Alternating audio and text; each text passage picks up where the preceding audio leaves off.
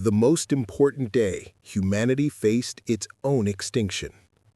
Prologue. The weight of paper. The scent of dust and aged lignin filled Elara's nostrils, a smell that, until a few years ago, had been relegated to museum basements and antique bookshops. Now, it was the smell of survival.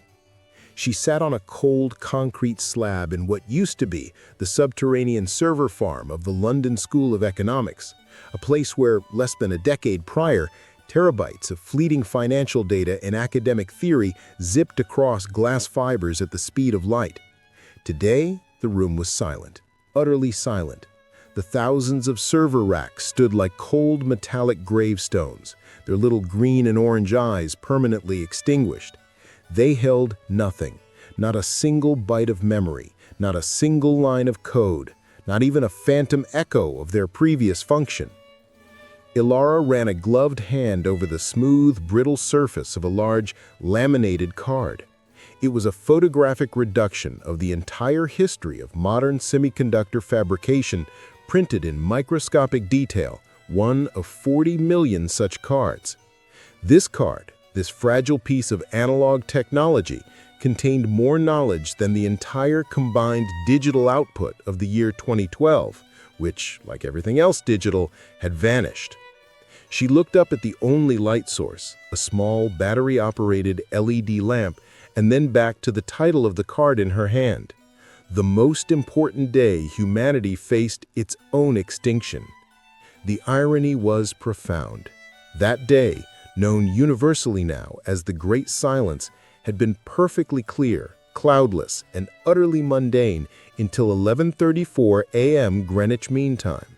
No bombs, no viral clouds, no meteors, just a whisper from the cosmos that demanded, with frightening simplicity, that humanity prove its worth. The story was not in the cataclysm, but in the frantic, impossible 24 hours leading up to it, and the terrible choice made by one small team in a remote corner of the Canadian Shield. Part 1. The Anomaly at S7. T-minus 24 hours. Dr. Aris Thorne had the kind of calm, deliberate intensity that made him perfectly suited to the lonely, glacial work of theoretical astrophysics. He worked at the Sudbury Neutrino Observatory, SNOLAB, in Ontario, Canada, not for the neutrinos, but for the depth. 2 kilometers beneath the Earth, the lab was shielded from almost every earthly and celestial interference, making it the perfect, pristine environment for observing the impossible. It was 11:34 a.m., October 27th. Aris was studying gravitational wave harmonics, a side project designed to rule out exotic dark matter candidates, when his custom-built interferometer, nicknamed Cassandra, screamed. Not an electromagnetic scream, not a seismic one. It was a distortion in the local space-time fabric, so subtle it should have been non-existent, yet so potent that it made the sensor readings ripple like a pond struck by a falling stone. His chief engineer, a pragmatic woman named Anya Petrova, rushed in, wiping grease from her brow. "What in the hell, Aris? We just had a spike that pegged the inertia dampeners." Aris didn't look up from the 3 monitors displaying Cassandra's chaotic output. "Anya, look at the signature. It's not a burst, it's a wavefront, a clean, single compression wave originating directly from the sun's corona." Anya leaned in, her skepticism fading into a cold dread. The signature was unmistakable, a pulse of energy that defied every known law of physics. It wasn't radiation, kinetic force, or a magnetar blast. It was a temporal disruption, but inverted. "The decay rate, it's a zero-order collapse," she whispered, tracing the logarithmic drop-off with a trembling finger. "It's locally stable, but globally catastrophic. Aris, what does this do?" Aris took a deep breath, the cold underground air suddenly feeling too thin. The data indicates an instantaneous, global reset of localized, coherent electron spin states. The energy required to generate this wave would, by normal physics, vaporize the solar system. But it's focused entirely on one thing: information. Aris turned to Anya, his eyes wide with horror. "Anya, this is a theoretical concept we called a chronos flare. It's a localized, self-correcting temporal field. When it hits, every single memory cell, every hard drive, every SSD, every cloud server, every RAM stick, all of it will have its electron spin states zeroed out simultaneously. Every bit, everywhere, reverts to a zero state, permanently. Anya stood frozen. No backups, no recovery, nothing digital survives. Exactly, Aris confirmed, his voice barely audible. He glanced at the monitors, and according to the wave velocity and propagation models, it will hit the Earth in precisely 23 hours and 59 minutes. Part 2. The tyranny of choice. T-minus 20 hours. The genesis of the Ark Council. The confirmation came quickly and catastrophically. Aris bypassed all protocol, ignoring the chain of command, and transmitted the raw Cassandra data directly to every major scientific and government body on Earth, stamping the header with 2 words: Extinction imminent. Initially, the response was derision. A rogue deep Earth astrophysicist predicting the digital apocalypse based on a temporal gravity wave? Nonsense. Stock markets shrugged, social media cracked jokes. Then the world's most powerful supercomputers, those that ran climate models, military simulations, and crucially, fundamental physics research, all independently confirmed Aris's data. They corroborated the wave structure, the solar origin, and the terrifying non-destructive energy signature. The threat was real, the threat was absolute. Panic didn't start with screaming in the streets. It started with the quiet, devastating realization inside the halls of power. We can't stop it. We can only prepare for the aftermath. In London, Washington, Beijing, and Canberra, the crisis was immediately and accurately named the Great Silence. The decision-makers realized that the survival of humanity hinged not on physical protection, but on the preservation of knowledge. A global, decentralized, instantaneous directive went out, organized by the remaining functioning network of dedicated emergency satellites, which still maintain basic analog radio links, the Ark Project. Aris, now elevated from fringe scientist to global coordinator of intellectual survival, was tasked with the most horrific calculus a human could face. What 0.01% of all recorded knowledge is essential for humanity to restart civilization?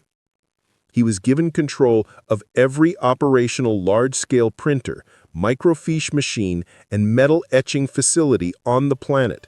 His budget was irrelevant. His time limit was rigid. T-minus 18 hours, the philosophical inferno. In the repurposed conference center of the UN offices in Geneva, now serving as the virtual hub for the Ark Council, the philosophical battle for the soul of the future began. The council consisted of 11 delegates, 4 engineers, 3 historians, 2 agricultural scientists, 1 librarian, and 1 priest, linked by secure analog voice-over radio channels, the clack and static acting as a grim reminder of their dwindling options. The first conflict was the most profound, the calculus of necessity. We must prioritize applied knowledge, argued Dr. Jian Li, a petrochemical engineer in Beijing. Forget the why, we save the how. The 1950s-era manufacturing blueprints must be etched onto steel plates. Lathe designs, basic electronic schematics, water purification processes. We must give them the tools to build a factory, not the theory of relativity. But without the theory, they won't rebuild past that point, countered Dr. Elena Rossi, a particle physicist speaking from Rome. If we lose Maxwell's equations, they'll spend 500 years rediscovering electromagnetism. We must save the fundamentals, Newtonian mechanics, calculus, the principles of chemistry, the architecture of thought. The librarian, Mrs. Helen Davies from the British Library, her voice surprisingly steady, offered a chilling compromise. We have time to print the full, multi-volume set of the Encyclopedia Britannica from 1911. It's dense, comprehensive, and entirely analog. It covers the how and the why of the Industrial Revolution, but stops short of the digital age. thereby avoiding the complexity trap. It is a stable foundation. The Ark Council approved the Britannica as the bedrock text, but the debate raged on over cultural content. T-minus 15 hours, the heart versus the stomach. Anya, listening in from the Snow Lab, reported the consensus to Aris. They had enough printing capacity, specialized archival-grade paper, and developing chemicals for approximately 40 million microfiche cards. This represented about 10,000 dense, textbook-sized volumes. The arguments over the humanity and history column were the fiercest. "We must save the great works of literature," pleaded Professor Elias Vance in New York City. "A single copy of Moby Dick, preserved in microfiche, contains more depth about the human condition than 1,000 schematics." Vignette 1. Sydney Air Control, Australia. Liam, a 55-year-old air traffic controller in Sydney, stared at the massive empty screen that usually displayed a perfect digital rendering of air traffic across the Tasman Sea. He was in the emergency backup control room, a dusty relic from the 1970s. On the desk was a single laminated strip of paper, the final landing checklist for Qantas Flight 732, the last passenger jet attempting to land at Sydney International before the deadline. Liam was working with a handful of others who were manually tracking the plane's position using triangulation from 3 small battery-powered radar dishes, technology so old it had its own analog dials. He communicated with the pilot solely through crackling VHF radio. 732, Sydney Control, you are 15 kilometers out, altitude 2,000 feet.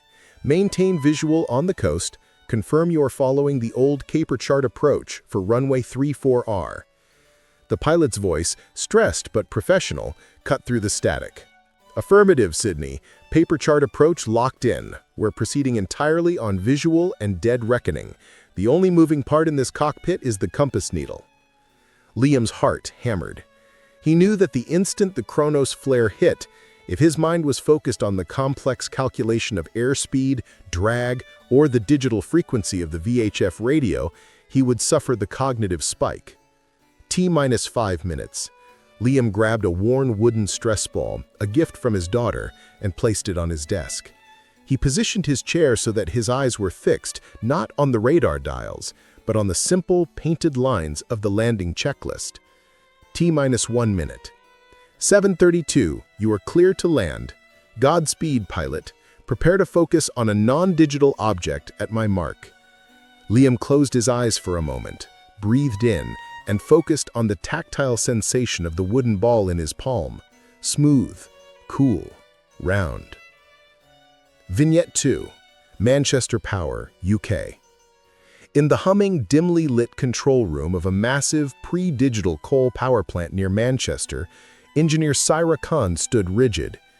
This plant had been scheduled for decommission decades ago, but its manual switches and analog gauges were suddenly humanity's most prized possession. The main control board was a wall of brightly colored mechanical pressure gauges, temperature dials, and physical relays. The digital overlay, which had been installed in the 1990s and provided all the efficient real-time data, had been forcefully shut down and covered with thick canvas tarps. Syra's job was simple: keep the steam pressure stable for T0 and the immediate restart. If the pressure dropped too far, the turbines would seize. If it rose too high, they would breach the safety margins, potentially causing a dangerous explosion. The clock on the wall, a simple, battery-powered analog clock with a loud mechanical tick, was their only guide. T-minus 30 seconds. Her partner David gripped the massive, polished brass wheel that controlled the main steam valve. Syra looked not at the dials, but at the reflection of the light on the polished brass. She focused on the smooth, cool metal and the repetitive, comforting, rhythmic tick-tock of the clock. Do not compute, do not analyze. Focus on the tick, focus on the metal. The mantra was a physical anchor against the invisible, looming threat. The psychological warfare was intense. Her mind, trained for decades on complex numerical analysis, screamed at her to look at the pressure gauge, to calculate the required steam flow. She fought the urge, sweat beading on her forehead, her eyes glued to the brass wheel. Vignette 3. New York Operating Room, USA. Dr. Marcus Chen was halfway through a triple bypass surgery in New York City. The patient was critically stable, but the procedure required absolute precision. The EKG monitor, the pulse oximeter, and the anesthetic drug delivery system, all highly complex digital interfaces, had been covered with sterilized cloths. The room smelled of antiseptic and sweat. Marcus worked by the light of a manually adjustable lamp, relying only on his nurse's spoken count of the patient's pulse, the rhythmic hiss of the manual ventilator, and his own highly trained tactile sense.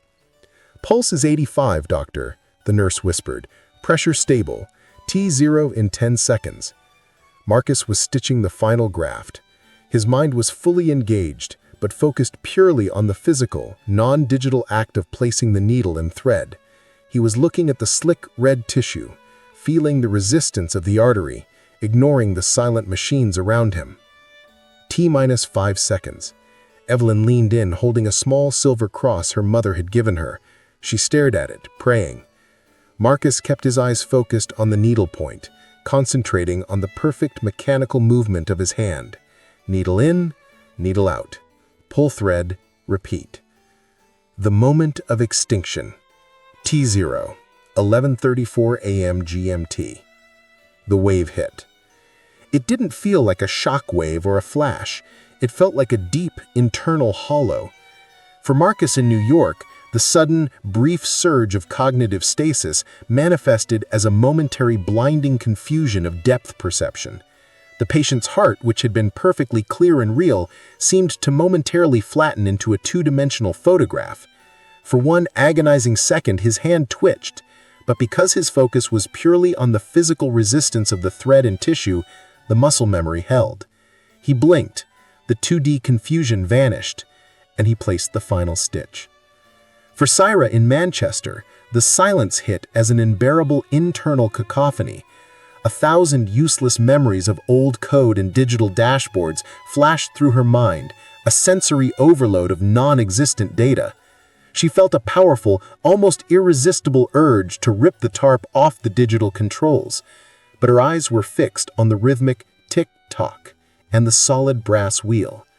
The physical anchor held her sanity.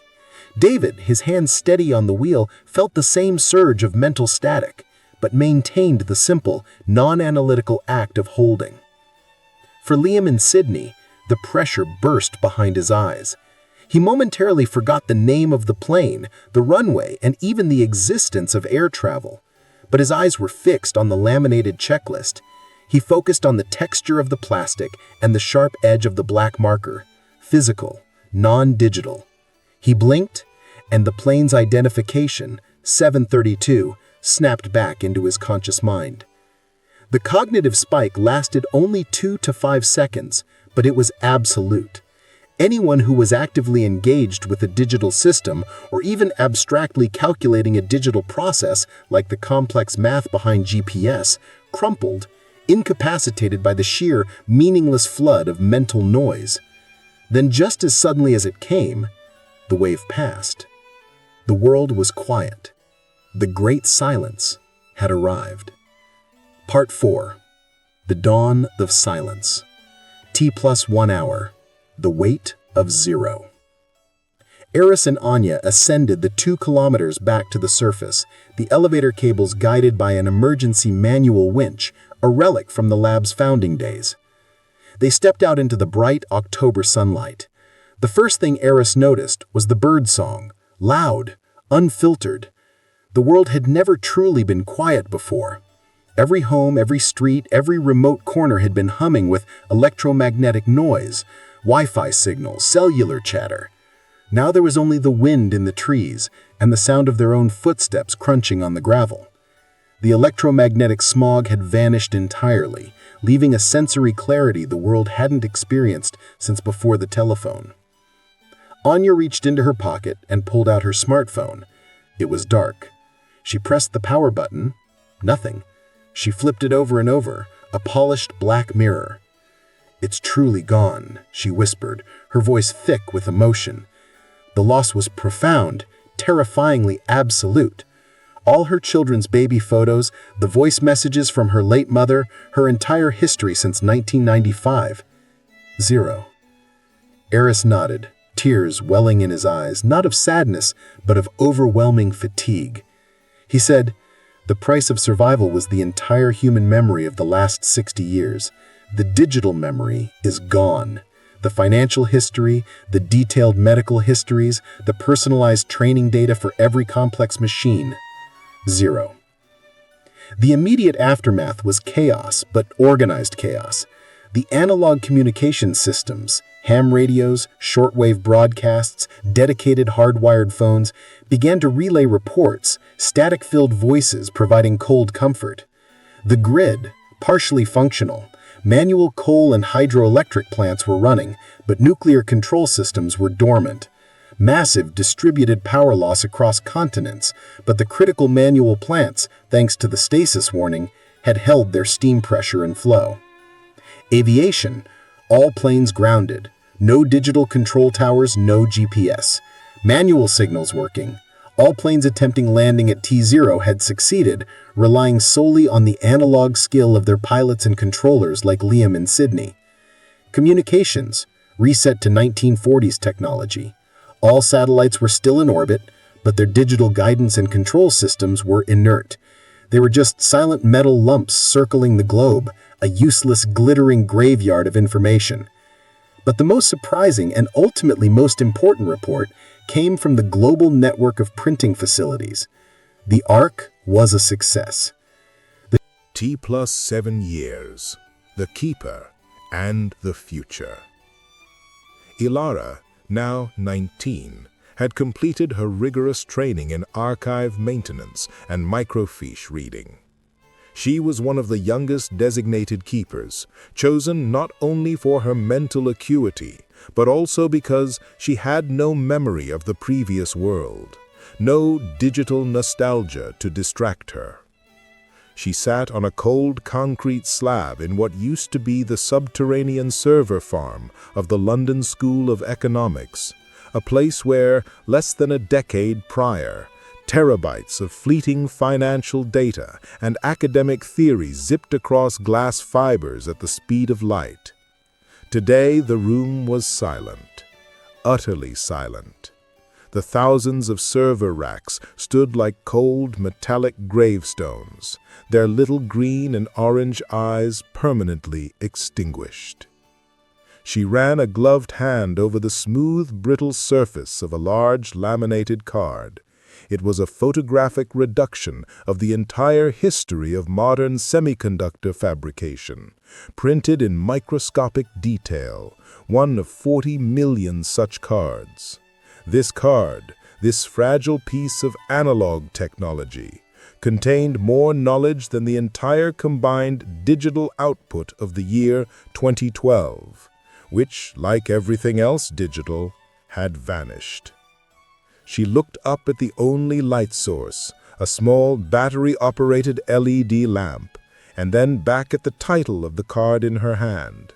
The most important day, humanity faced its own extinction. The irony was profound. That day, known universally now as the Great Silence, had been perfectly clear, cloudless and utterly mundane until 11:34 a.m. Greenwich Mean Time. No bombs, no viral clouds, no meteors. Just a whisper from the cosmos that had demanded, with frightening simplicity, that humanity prove its worth. Ilara's father, Aris Thorne, who had passed away 2 years prior from simple old age and exhaustion, had left her a final physical note. The most important thing we saved was not the information, but the capacity to rebuild. We saved the truth that intelligence resides in the human mind, not the machine. Ilara stood up. The air was cool and crisp. It was time for her shift. She was a librarian, a title that now meant she was one of the most powerful people in the world, the guardian of the analog Ark. She walked out of the silent server farm and into the sunlit garden outside. The old LSE campus was now a thriving community farm and school, powered by a small hydroelectric turbine and teaching children how to wire a light switch and how to distill clean water, lessons that had been lost to the complexity of the digital age. She was greeted by a young man, a cartographer named Ben, who had learned his trade from a microfiche copy of a 19th century surveying manual. "The new maps of Australian coast are done," he reported, handing her a thick roll of parchment. "They're physically drawn and copied onto vellum, stable for 100 years. Ilara smiled. "Excellent. Let's start on the next critical task." "What's next, Keeper?" he asked. Ilara pointed to a simple hand-drawn sketch on the wall, a diagram of the original Cassandra interferometer, meticulously copied from a microfiche card. "We need to rebuild the machine that showed us the truth. We need to understand the Chronos flare, not to prevent it, but to know the nature of the universe. We need to begin the great rediscovery." And that was the final, greatest surprise of the Great Silence, that the loss of all their technology and all their history led not to a collapse, but to a renaissance of simplicity, durability, and human necessity. The most important day humanity faced its own extinction was the day it was forced to choose knowledge over convenience, and in doing so, rediscovered the essential, enduring nature of what it meant to be human. The quiet had saved them. Epilogue: The Whisper of the Flare. T+10 years. Ilara, now a senior keeper in the Global Archive Authority, stood on the reconstructed roof of the old SNO Lab facility, now called the Cassandra Research Station. They hadn't fully rebuilt the interferometer. That was decades away. But they had reconstructed a massive analog radio telescope, designed based on 1960s printed schematics. It was an enormous, parabolic dish, manually cranked and focused, a marvel of brass, steel, and human labor. She was not observing the sky for radio waves, but listening to the universe's background noise, trying to detect the subtle, non-electromagnetic echoes of the Chronos flare. They finally found it. Not a signal, but a persistent distortion. The young team of astronomers, having cross-referenced the newly compiled physical star charts with Aris Thorne's original hand-copied notes, concluded that the Chronos flare had not been a random cosmic accident. It was a warning beacon, deliberately generated by a non-biological intelligence operating outside the constraints of local space-time. The warning was not against humanity's existence, but against humanity's method. The Chronos flare was not destructive, it was corrective. It was a universal firewall that purged any civilization that allowed its core knowledge, its history, its science, its functional logic to reside entirely in a single, fragile, ephemeral format: digital electron spin states. Aris's original frantic deduction had been correct. The energy pulse targeted information, but specifically ephemeral information. In the final handwritten note found among the original Cassandra data, Aris recorded his last thought before T0. The universe judges us not by our intelligence, but by our robustness. Ilara looked up at the stars, now clearer and more numerous than anyone had seen in a century due to light pollution. The biggest surprise was not the day of extinction, but the decade that followed. Humanity had been saved not by a miracle cure or a grand technological defense, but by the humiliating, terrifying necessity of going backwards, of choosing the heavy, slow, durable knowledge of paper, vellum, and etched steel over the lightning speed of the cloud. They had been forced to rely on the ancient foundational truth that knowledge must have physical weight to have true permanence. Ilara picked up a piece of chalk and on a slate board wrote the equation for the propagation of the Chronos flare, ready to teach the next generation. The knowledge had been preserved, the lesson, etched into the collective memory of a silent world, would last forever.